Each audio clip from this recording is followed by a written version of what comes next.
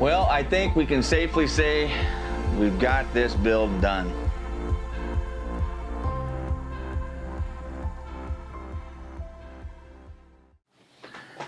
What's going on, everybody? Welcome back to the channel. Yeah, this has been quite a process of building this little Savage Mark II. I think I can safely say now that we have the perfect build. Hope you're all doing well. Just wanted to go over this 22 long rifle build that I put together, and it's been kind of hit and miss with this thing over the past month or so.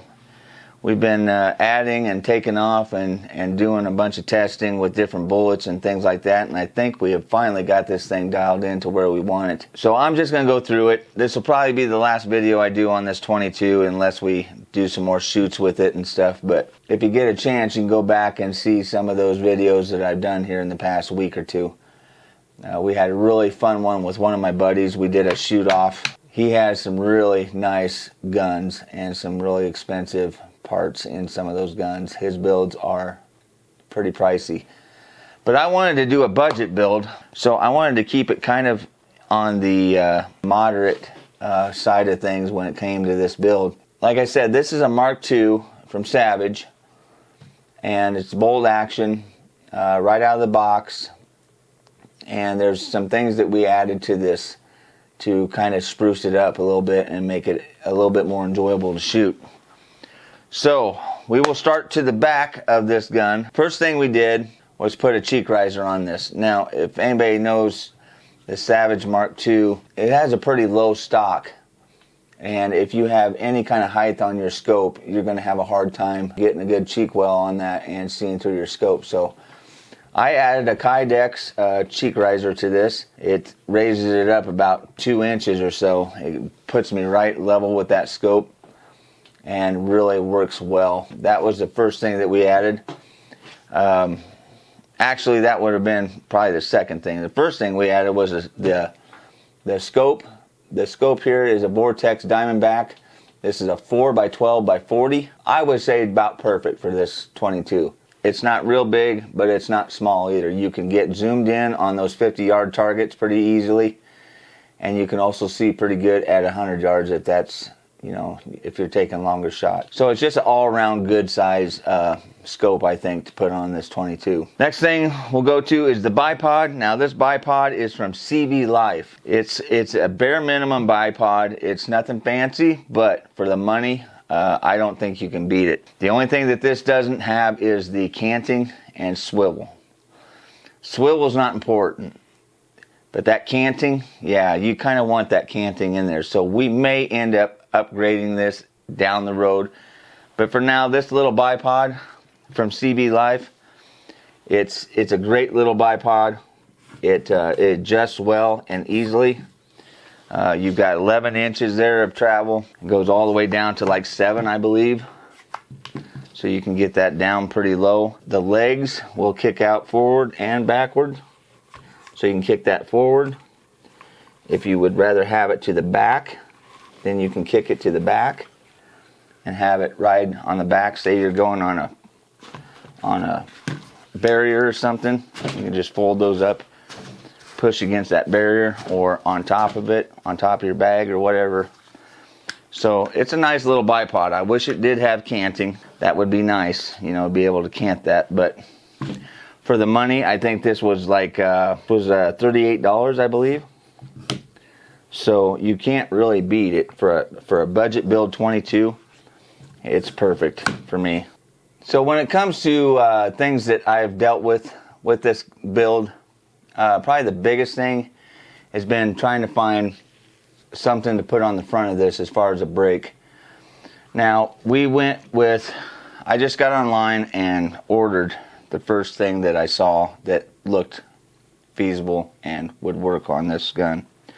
Has a 1/2 by 28 inch thread on this barrel, so you can put a muzzle brake on this. And the first one that I ordered was from www.tacticalinc.com, and as you can see, it's a pretty substantial sized brake. It almost made this gun look like a Barrett 50 cal. It was crazy on there. after I put this on, you know, it was still shooting well. I was getting groups. But on that first shot, I would always get a flyer, and it would always be like 6 inches to the right and high. And I could not figure it out, We had a shoot with one of my buddies from work, and I kind of showed him what it was doing, and he's like, yeah, that just doesn't seem normal. And I thought maybe I was, you know, shouldering the gun different every time, or on that first shot, or something crazy like that, or the barrel would just, that's the way it was. But I couldn't really remember it doing that right out of the box with the thread protector on there. Kind of got to thinking, and I ordered this other brake, and we'll get into this brake, but I ordered this other brake after I ordered this one, just because of the reason that I thought, well, if this one doesn't work, maybe another one will. And that's kind of what we ran into. So this brake from Tactical Inc. was just not cutting it. It wasn't doing a good job. And I think now, looking on it, the hole, the diameter, the bore hole in this is quite a bit bigger than what we have on this one that's on there now. The one that I ordered and the one that I have on here now is from CX3 Tactical. They're made here in the USA. I ordered this online on Amazon, I believe, or eBay, I can't remember, but American made, and it's just probably a little machine shop. I'll tell you what, I put this thing on the other night, took it out in about a 15-mile-an-hour wind. Every shot was right in there, even the first shots. And with this one, a lot of times I would, you know, go to reload. So I'd be sitting here reloading, put it back in, and that first shot wouldn't be real bad, but it would be like an inch or so high every time. Every time. The first shot was always off. And I was constantly having to adjust for that first shot. And it was really getting irritating, to be honest with you. I just thought maybe it was the gun, but it ended up being this brake. So, lesson learned there. Some of you seasoned guys that have dealt with brakes and stuff probably already know, but not every brake's going to work on every gun. So, just because it's made for that caliber, it may not work. The gun just may not like it. The CX3 Tactical. This thing is gorgeous. It works like a charm. Like I said, it shot lights out. The first, I didn't want to stop shooting because they were just within a quarter at 50 yards every time. I'd have one or two, but it was shouldering. It was me not putting that gun or putting too much pressure on the stock. You know, I could tell each time that I made a bad shot. But when I would put my shoulder on there just right and get everything set just right, this thing was lights out. So if you get a chance, look up CX3 Tactical. This particular model, I believe, was their Remington 1022 model. They do have a Savage model, and I didn't realize that. The first one that I saw was this Remington. So I ordered that one, not knowing they had a Savage Mark II model. But this one works great on here. Can't be more happier with it. So I've got a short video that I just put out on this, and at the end of that short video, it will show you my groupings on a couple of targets. If you get a chance, you can watch that short video and see what this thing did. We've got a lot of wind right now, so I'm not able to get out, but if I was able to get out, I'd have this thing out and show you what it can do. But yeah, that's my 22 long rifle build, the Savage Mark II.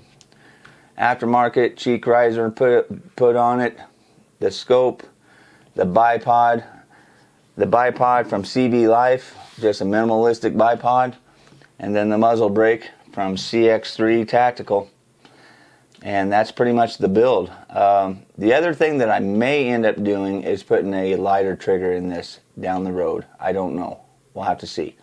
I know there is a trigger from Trigger Tech, I believe, that will fit this gun, and it's down to about 1.5 pounds. Pretty nice trigger. This trigger, AccuTrigger, is not a bad trigger, but I would like to get it a little bit lighter. So that may be something that we put in this down the road, but for now, I can't be more happy with this build. You know, we are under that $500 mark. I think the gun was like $268. We got maybe $15 in that riser, 100 and something in the scope, 38 bucks on the bipod, and then 30 some dollars on that brake. This is a budget build, but I'm telling you what, it can stack up there with some of the best.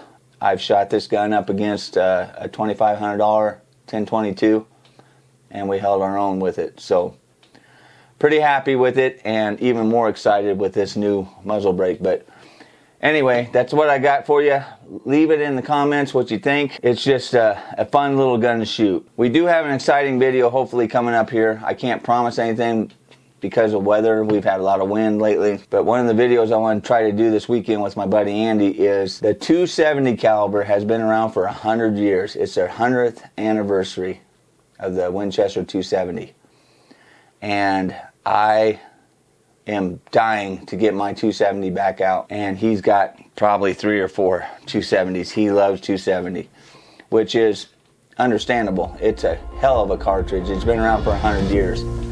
So we're going to do an anniversary edition video and get those 270s out and shoot them. Be watching for that. But anyway, if you got any questions or comments, put them in the comment section.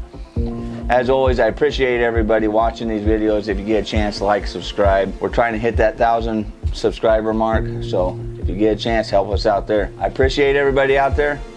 Stay safe out there and everything you do in the outdoors. We'll catch you on the next video.